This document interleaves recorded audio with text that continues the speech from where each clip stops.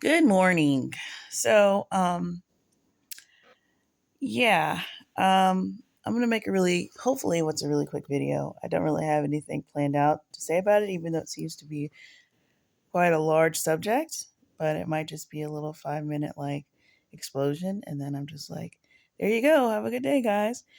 But basically, I was thinking about religions the other day, and ever since I watched that video about how all the different ways to get to hell in all the different religions, like it just really started some gears turning. And so just I'm always laying out all of the religions. And then another thing that I heard on top of that is something lately about how like all of the mostly like the new age type things, the religions that say that Christianity is a path and there's many paths to God or whatever, all those type of things, not the monotheistic ones, but um, they somebody was talking about how all of them will mention Jesus, and say, um, that he's one of the many ways to get to heaven, or that he was, this ascended master that came down to try and teach us things or whatever. Um, but it's always in the frame of like Jesus being one of many, and like there's something above God. Um, and it's, a system, or, and God follows this system that is above him. Which is another thing I was thinking of. So it's like this convergence of these ideas of, um, when you look at all the other religions, they have different ways of getting to hell, which is most of them are works based. It's about, were you a good person? Do your bad deeds outweigh your good deeds? All this. Um, Christianity or Jesus is the only one that says that the way to avoid hell is accepting him. And then you see what the other ones say about how to get to God. There's how to get to hell, and then there's how to get to God. And it's, well, there's many ways. And then it's like, spend your life going down this path to find out.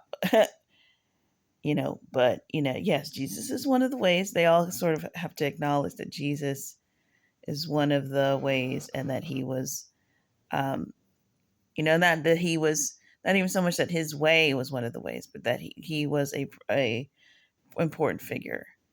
But he was just pointing to a larger truth. And then when you look at Jesus, he says, no, I am the truth. He does not give the same credit as these other religions give to him. He ain't giving them nothing. He's like, no, I am the truth. It's just me. That's it. And so, and I kind of like was thinking about the reason that is, and just going, well, yeah, they have to give Jesus credit. They have to say, you can't be considered a serious religion and not acknowledge Jesus unless you're like Satanism or something. Which is kind of a different one, because it's sort of breaking off the tradition, because I guess because it's not trying to get to heaven at all. So it really puts itself as a completely different system, which is unique, I guess. Um, but yeah, and then I was also planning on leaving another video earlier, um, about just this idea of things being above God, and it's very sneaky. Sometimes it's overt, and you kind of you don't understand what they're doing. Um, it seems kind of harmless. It seems just kind of like this. Um, what do you call it?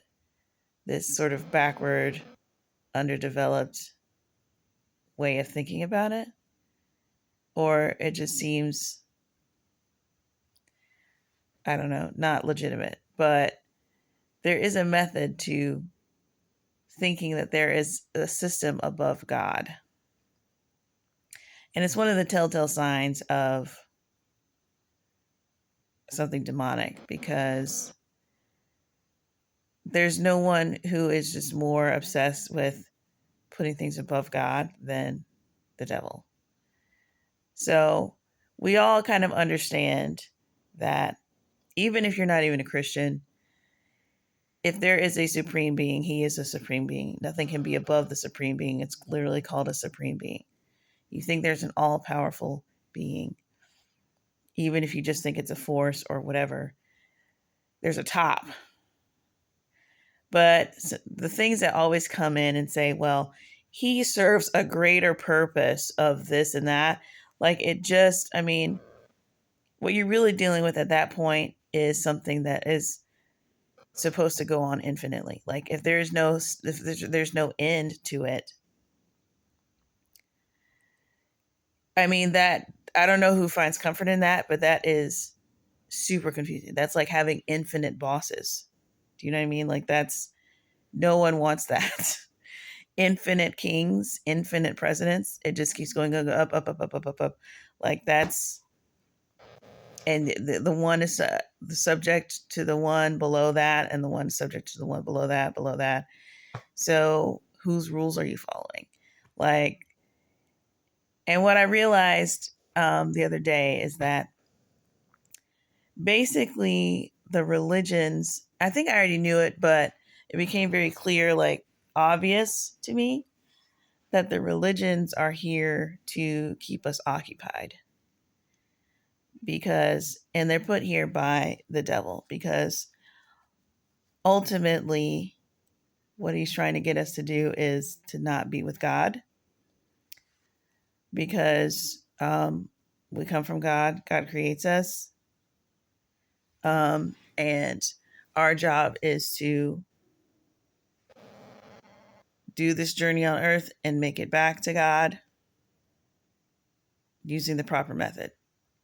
Very simple. The devil needs us to not do that because he has beef.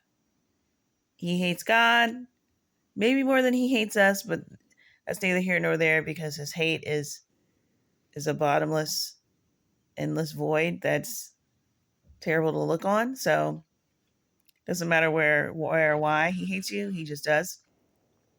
So he's trying to get a couple things done. First of all, he wants you to be suffering with him because it's fun.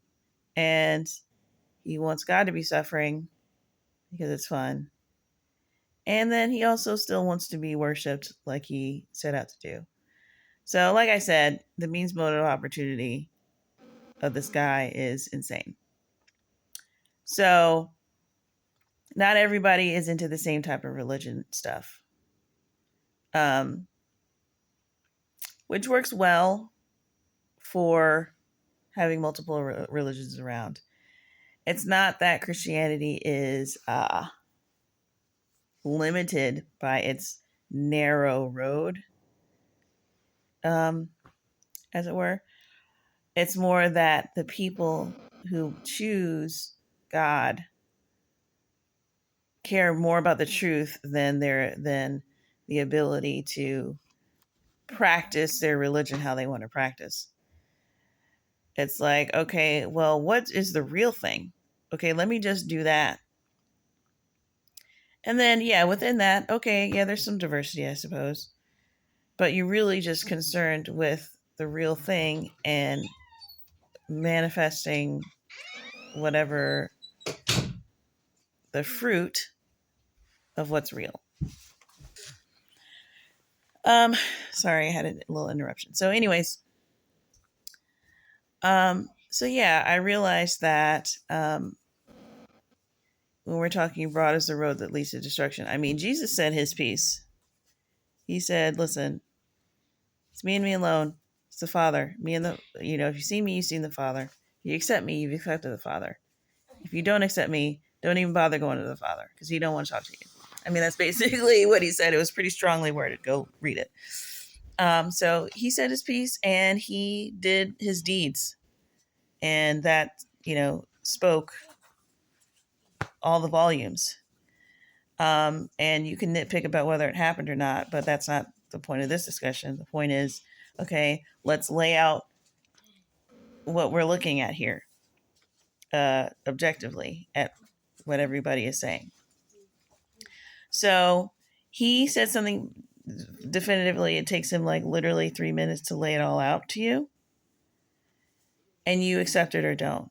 Now, I think something in us gets really scared, or gets, by it's a very, heavy, high, I won't say high price, but it's just like, you come to this earth, it's not your fault that you're here. And then you're saddled with this news that you got to accept the truth or you're going to die forever in suffering. So it's just like, well, that's heavy. But I guess for somebody who could never relate to somebody who doesn't want to know what the truth is, I'm just kind of like, well, it should be good news. Hence, it's why it's called the gospel.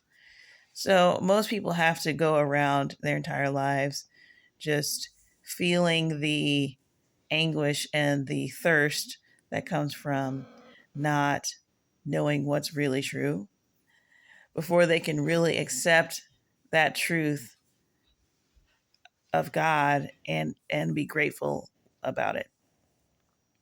It seems like most people just find it very inconvenient and overwhelming and uh, whatever. So these other religions come in and they sort of fill in that void that you have from not worshiping the God, which is what he put in you to do. So you're kind of occupied without it being like a burden to your flesh or your conscience or pricking your, you having to sacrifice anything or confront anything. So you can still do the you can still do the stuff. You can do the religious stuff, feel like you're being spiritual, um, without it being having any sort of um, inconvenience to your earthly life.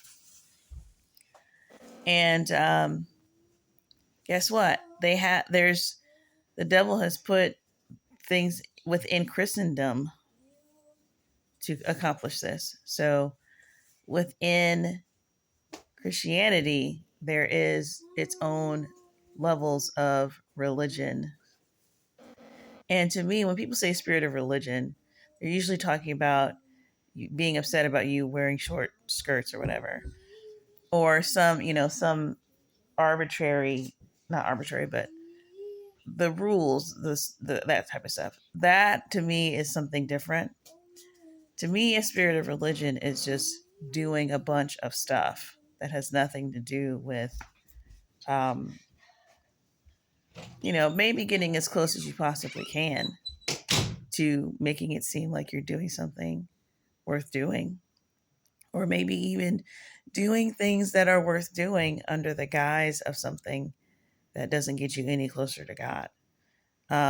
But whatever can get you spinning your wheels and keep you spinning your wheels, um, to make it, seem like you're,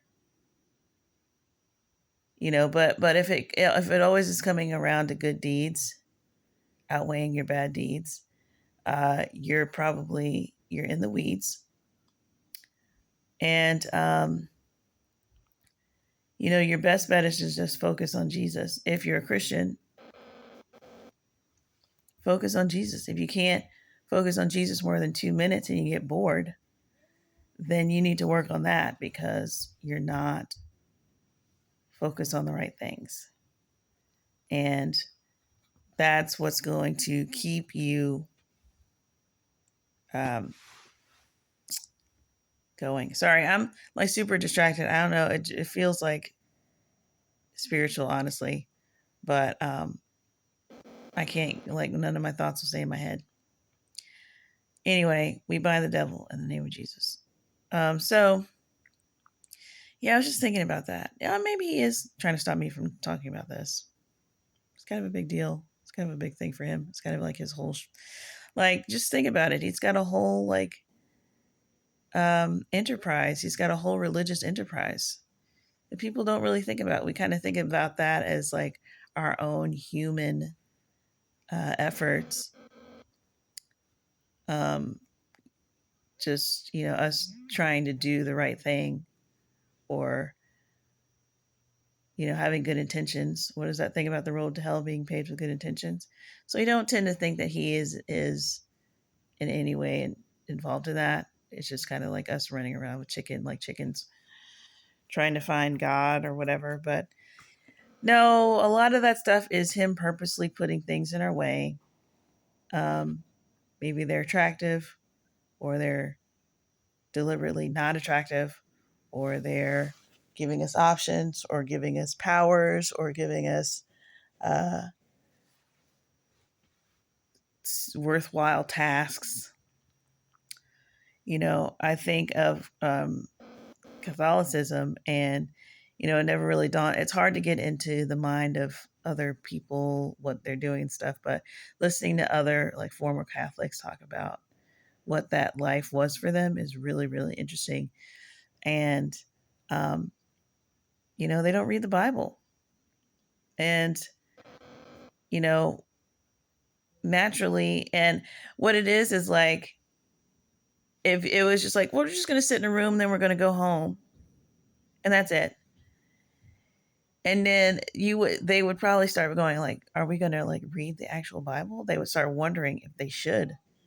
But when you fill it with a bunch of stuff, and you got a whole cathedral, and you got Latin singing, and you got the thing that you carry that with the smoke, and you up and you're down, and you got the statues and the candles or whatever, you think like, oh, I did it. I did all the stuff. Like, I'm going to go home now. You don't want to go near the Bible. Now you're just like intimidated by it. Because it's like, if that's regular church, then this is just, oh my gosh, it's just such a whatever. So it never gets to just this simple, basic place of just like reading and understanding like what God is about. You never actually find out what God is about. And so the same thing can happen in Protestant church. And my mom was telling me the other day about how, the modern Judaism, like, they read other stuff. They don't read the Torah, which is the first 5 books of the Bible, I think. Or no, that's the Pentateuch, but the Torah, I guess, is the Old Testament. They don't read that. They read other stuff with Hebrew names. That's just religious text of the older Jews, or the what do you call it? The religious leaders. So they're not reading the Bible. Like, so it's all about keeping you out of the Bible and keeping you away from Jesus. And it has to look very steeped in some old tradition and legitimate, and just another way of thought that emerged. It's not, nothing to take away from this other stuff. It's got to look so non-intentionally, because sometimes he doesn't pull it off, and it makes people suspicious. It's like, oh no, we don't, no Jesus around here, no Jesus around here. And I think that, that's a universal signal now of just like red flag, when it's like, we don't mention Jesus around here. It's like, bruh, who doesn't mention Jesus? Like, that's, so you can't get away with that for too long. Not anymore. And for good reason. The only thing that'll get Jesus not mentioned is like these areas where, they have completely fashioned themselves in their own image, and now Jesus is their enemy. And it's just this visceral thing of like, It's like the gays or the super militant um, alternate lifestyle people wherever they are. And they kind of blame it on the church, but they can get away with sort of sectioning themselves off from Jesus, which is the most dangerous place you could be in. But being able to bring up the church or the Christians and just using piles and piles of resentment can sort of get people to get away with something that is pretty much a red flag anywhere else in the world, where it's just like no Jesus whatsoever. It's like, okay, well, it's the church's fault. Don't mention Jesus, okay? It's like, all right. So that's a super dangerous place. But yeah, all the other religions, and I should just say all the religions, because again, Christianity it's just simply not one. But there are things that can be done religiously. I should look up the etymology, because that's a big one right there. I know I have in the past. I just have forgotten what it is. And I would have to like literally get another phone or another computer to look it up. Wait, I think there's one right here. Okay, so if this thing is charged, I'm going to spend the last few minutes of this video looking up the etymology of the word, just for our own edifications.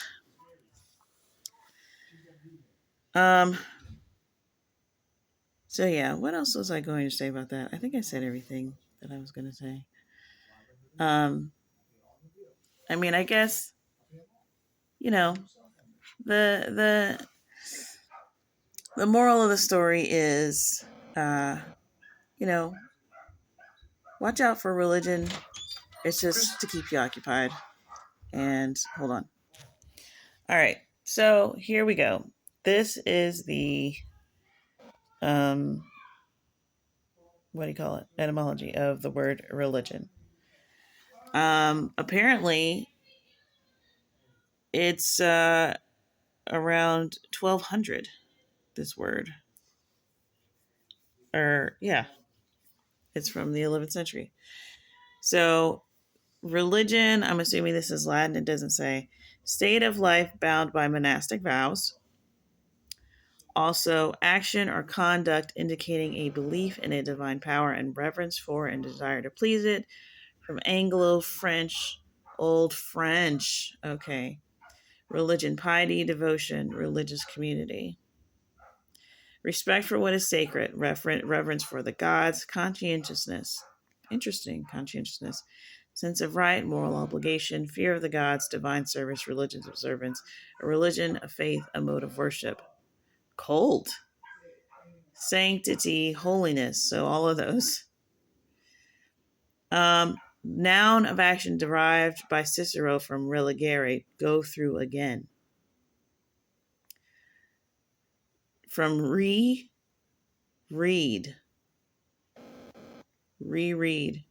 religere. However, popular etymology among later ancients connected to religere, which I don't know, I'm assuming is Latin, to bind fast.